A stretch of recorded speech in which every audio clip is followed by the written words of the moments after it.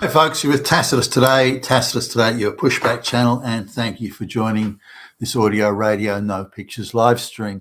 In this essay, I'd like to talk about the changing relationship between, from the average wage, this is, the amount of money that's paid on rent and the amount of money that's put onto food. And I'll just use those two aspects, if you like, of the family or the weekly budget. Now there are other things, such as energy or whatever, but I'll come back to that in a minute. Now I'm going to start in really as the agricultural revolution is beginning to unfold in Western Europe, particularly in England at this stage. And there are a few things that are happening. There's more efficiency in farming. So this idea of small strip plots of land is inefficient. So there's a move towards bigger, more efficient farms and so on. There's also various things going on that took various stages. Land that wasn't actually farmland per se, but was free pasture that a peasant could use to run cows on or sheep or whatever it might be. These lands were beginning to be enclosed for, if you like, industrial type farming, which displaced what was a large part of the peasant's livelihood. These things, in combination, meant that people started moving to the cities to look for work because they couldn't live on the land anymore. The Industrial Revolution came along and so on. So I just want to talk about the changing relationship between the amount of money that a family or a household would spend on food and the amount of money on rent. Now, typically for a long time, rent was a small factor, if you like, maybe 10% of the the weekly. And I won't use the term paycheck because in serfs and people living on the land, there was a lot of their existence was through barter and also through selling labour. So the landowner would say, look, if you work for me for 1 day a week, for example, I'll let you live in that house down there, for your whole life. And things changed, moved pretty slowly in a lot of ways, particularly in the rural areas and agricultural intensive economies, which most of them were until the Industrial Revolution came along. So it was a different makeup of how people were distributed, how they were able to eat and how they were able to live. The cities typically had people in the cities that needed to be there for business, such as the political class, the merchants, the landowners having their city residence and so on. So it was the population really wasn't that large relative to the total population. Even cities like London, that were among the biggest cities certainly in Europe of the day, they didn't have a lot of people there relative to the total population, and certainly nowhere near the relative extent they have today. So the cost of food was amortized out amongst an agricultural community, which, by the way, still happens today in rural areas. The Farmer A gives eggs to Farmer B, who gives Farmer A milk, and so there's still barter goes on in the rural areas. Just there aren't many people living in rural areas anymore. So that the effect of barter in the wider economy is fairly small. Now, when you've got accommodation being a stone dwelling that's that is on a small plot of land that within a wider, hundreds or thousands of acres are owned by a landowner, and you can live there in effect rent free, but you're exchanging labour. Maybe you work 2 days a week or something for the landowner, but the rest of the time is yours. You even got your own plot of land to grow vegetables and run a cow on, and maybe you've got some chickens and so on.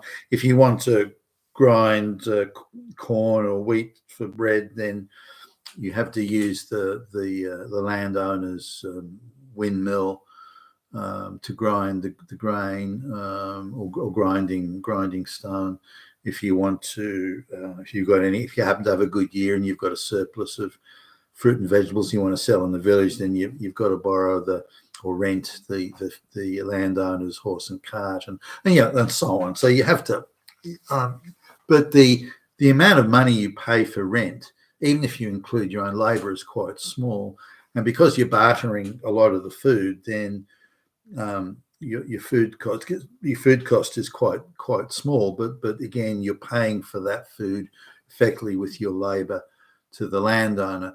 Now that paradigm changes once you move to the city, and the transport mechanisms such as the train, the sealed roads, warehousing, storage, refrigeration, all sorts of things like that. They didn't exist then. So when people move en masse to the city, then getting food into the city to feed these people suddenly has become expensive.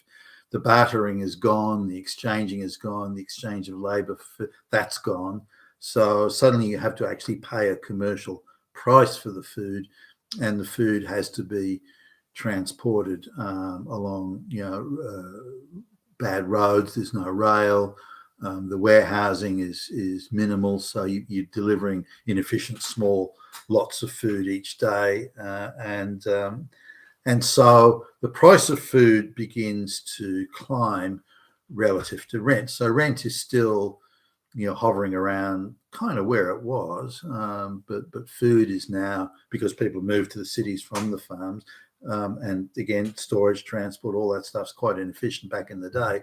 So the price of food, if you just look at the spoilage, people talking about the spoilage of particularly things like fruit and vegetables and so on. The spoilage in summer and is huge. So you can take a load of, for example, 1,000 apples to the city, but you're looking at the possibility that half of those apples, or I don't know, lettuces or peaches, doesn't matter what it is going to be spoiled by the time it gets there. Now, similarly with urban living, there's a lot of people going there. There's not much sewerage or anything like that around, so the rats are plentiful. So if you try and store things like grain anywhere near the city, the rats are going to go through it. So it was nothing particularly, to put a grain silo there and come back a few days later and find half of that was gone, eaten by rats. So suddenly the cost of food, delivering food into cities, the transport, the storage and everything, has suddenly become huge, or much greater than it was. And so the cost of food increases. Now, this was a paradigm or an equation or a structure that wasn't solved really until the 1950s. Now, it may vary state to state, region to region. Some areas may have a lot more agricultural workers than others. So you do get a bit of a spread here. But this was the thing. Once people started to urbanise, again, pre-railway, this. Now, the price did start to come down for food when, again, the railways started to become plentiful. There was better storage, and but the idea of sewers, hygiene in the sense of sewerage, all this sort of thing, didn't really come along till the later 1800s. And you're talking about a fairly slow process. Refrigeration, certainly as we know today, big cool rooms, that type, refrigerated trucks, all that sort of stuff. That was coming along later. And again, it was before these things were in plentiful supply and so on. It was the 1950s, certainly in Western Europe, until this became the economy, the cost of food started to come down considerably because of, again, better transport, storage, and so on. Now, the relationship between, say, rent and food today. So say somebody is renting so let's say it's a single person. They're renting, an very average one bedroom apartment, nothing fancy here.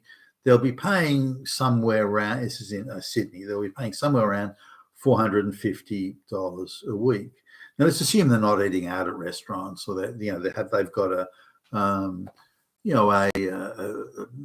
I wouldn't say a Spartan diet, but they're not being lavish. They're not buying expensive bottles of wine. That sort of thing.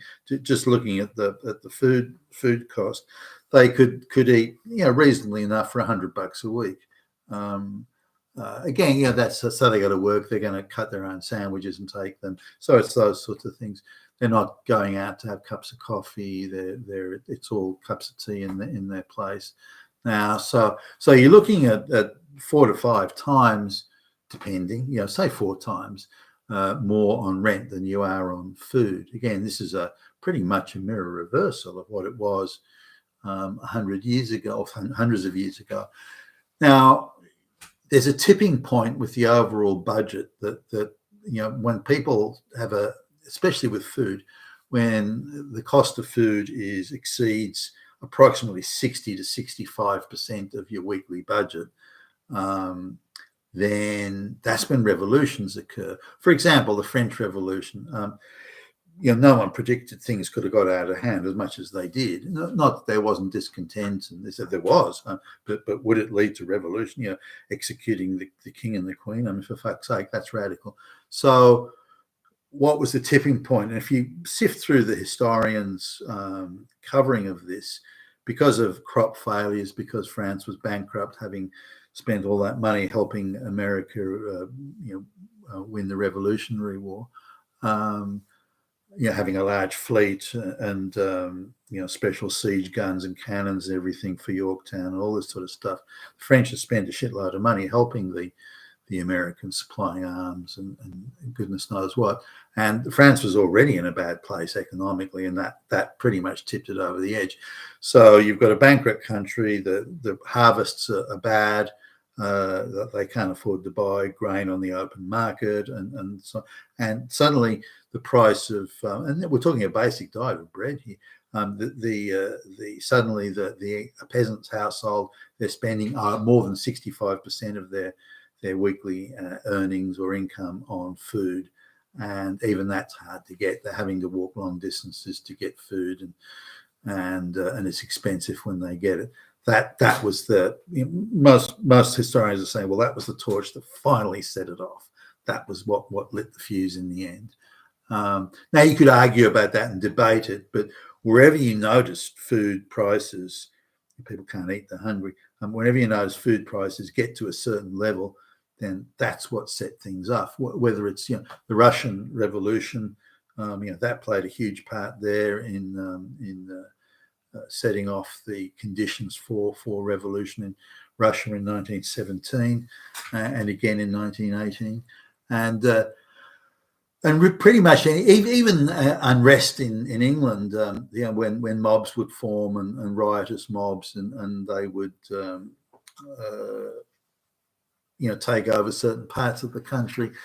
You find that same formula applying. It was there may be other things on their list of grievances, but if it was the peasants, because the landlords and landowners can have a grievance, and through Magna Carta and so on, they can address that at the executive level. But for peasants, they can't, and if they can't eat, they get riotous. And it's interesting. The English peasants are unique in a class of their own. There was a time when the price of grain or bread had reached ridiculous proportions, or so the peasants believed. So they would intercept, mobs would form, and they would intercept bakers, taking their bread to the market, or even grain handlers and farmers and merchants moving their grain around to say granaries or to a bakery and so on, and they would capture the grain, and then they would say, no, we're not going to steal it. We'll pay you a fair price. It should be you want $10 a ton or something. Well, the fair price is $2.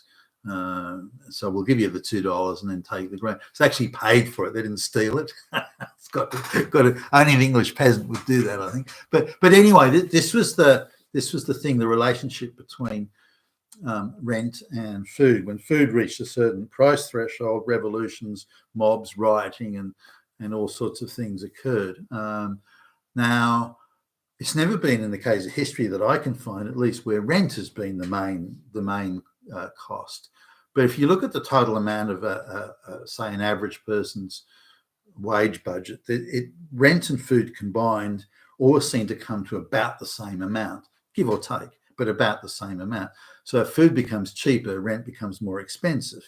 When rent becomes cheaper, food becomes more expensive. And that relationship, so the combination of the two seem to track and seem to if you plot it on a chart, seems to have the same, as in both of them added together, seem to take up the same proportion of the total household budget from the 1700s to even the current day.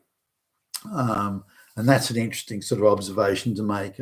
Now, I haven't done a huge deep dive and crunched the crap out of the numbers, but on a prima facie basis, that would appear to be the case. So why are rents now so expensive compared to what they were? Now, we could look at it in different ways and say, okay, well, that land that the houses are on, the residential properties on, that would have been farmland. So it's not farmland anymore. And so really what you're doing is you're paying an overall premium for that land, whether it's housing or whether it's agriculture. So this is how you pay for the overall delivery of accommodation and food in combination. Now, food today, of course, is storage and, again, refrigerated trucks, all that sort of thing. You would expect it to be cheaper transport and the like. But why is rent proportionally so much more expensive than it was? Can we dissect that successfully? And so it's not because of a small class of people profiteering, because previously with agriculture in the serf days, it was the the aristocratic landowners that owned all the farmland, and you sort of, as a serf, you were indentured, you worked for them, and you weren't allowed to move around, you couldn't marry, there wasn't anything you could do without permission. So that was the life of the serf. How has that changed, given that there's now a class that owns the property, and whether you call that the financial sector or the black rocks or whatever you call it, it doesn't matter, but you pay a rate for rent or a mortgage, it doesn't matter, acquisition of somewhere to live, and that has taken up all the space that the high cost of food once took up. But there you go. Those are my thoughts. I'd be interested in seeing your comments below. You've been a Tacitus today, your pushback channel. Thank you for listening.